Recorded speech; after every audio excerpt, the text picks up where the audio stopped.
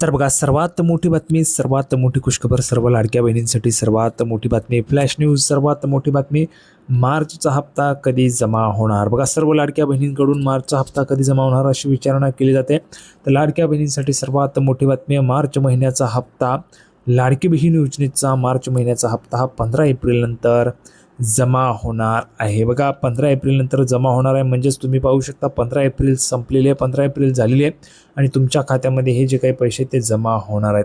आता हा जो काही हप्ता आहे तो तुम्हाला केव्हाही तुमच्या खात्यामध्ये जमा होण्याची शक्यता आहे.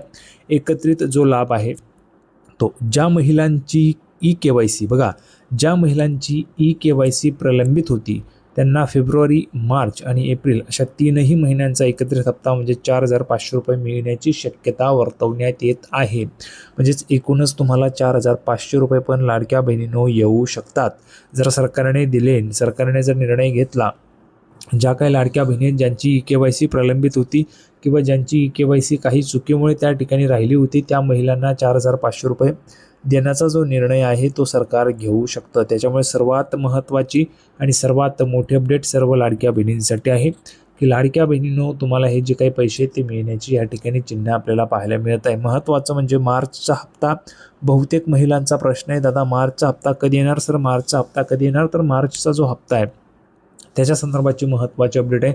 हा हप्ता तुम्हाला केव्हाही सुरू होऊ शकतो. बघा, 15 एप्रिलची डेडलाईन होती, 15 एप्रिल झालेली आहे आणि त्याच्यामुळे केव्हाही तुमच्या खात्यामध्ये हे पैसे जमा व्हायला सुरुवात होऊ शकते. आता महत्त्वाची अपडेट बघा, ई-KYC मुदतवाढ.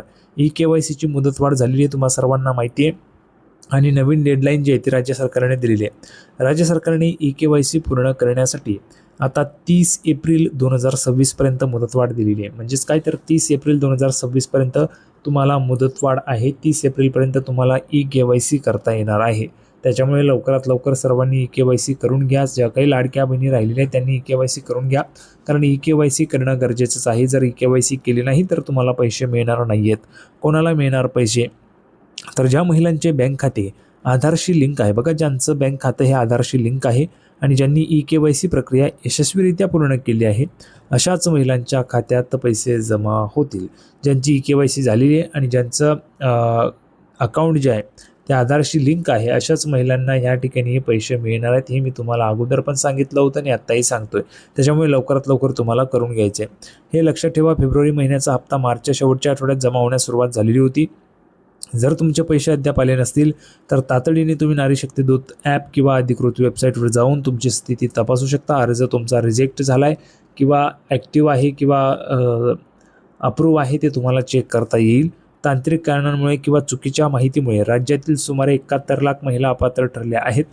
त्यामुळे आपले स्टेटस तपासून घेणं आवश्यक आहे. बघा, आतापर्यंत सुमारे 71 लाख ज्या महिला आहेत त्या अपात्र झाल्या आहेत. कशामुळे? तांत्रिक कारणांमुळे किंवा ई-KYC चुकीची केलेली आहे, ई-KYCमध्ये चुकीची माहिती दिली गेली आहे. अशा पद्धतीने काही चुका ज्या आहेत त्या महिलांकडनं झाल्यामुळे 71 लाख महिला अपात्र झाल्या आणि 30 एप्रिलपर्यंत तुम्हाला मुदतवाढ दिलेली आहे.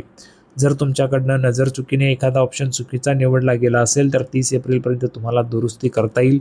ज्यांची ई-KYC झालेलीच नाही आहे त्यांना ई-KYC करण्यासाठी पण 30 एप्रिलपर्यंत मुदतवाढ आहे. त्याच्यामुळे लवकरात लवकर सर्व लाडक्या बहिणींनी या संधीचा लाभ घ्यायचा आहे आणि तुम्हाला जे पैसे आहेत ते त्या ठिकाणी सरकारतर्फे मिळणार आहेत. जर तुम्ही जर पात्र झालात तर. संपूर्ण माहिती आपण पाहिलेली आहे. सर्वांना व्हिडिओ आवडला असेल तर व्हिडिओ लाईक करा, चॅनलला सबस्क्राईब करा. लाडकी बहीण योजनेची नवीन अपडेट घेऊन पुढच्या व्हिडिओमध्ये पुन्हा एकदा भेटूया. तोपर्यंत धन्यवाद.